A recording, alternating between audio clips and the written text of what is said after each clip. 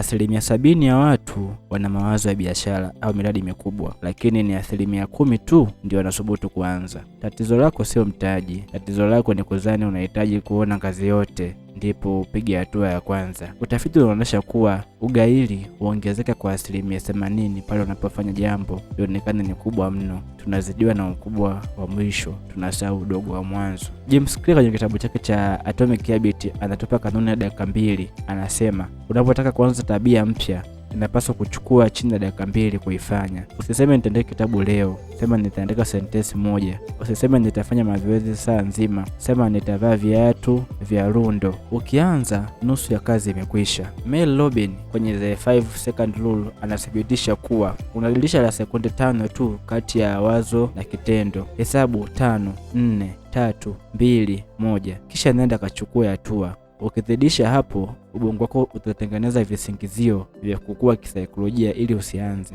Data za kibiashara zinaonyesha kuwa makampuni mengi makubwa duniani yalianza wakati wa mdororo wa uchumi, yakiwa na rasilimali duni. Hawakuwa na kila kitu, walikuwa na mwanzo tu. Unasubiri nini? Saa ya kwanza ni sasa. Acha kujiandaa kuanza, anza kuanza. Share video hii kwa rafiki yako ambaye ana wazo lakini anaogopa kulitekeleza.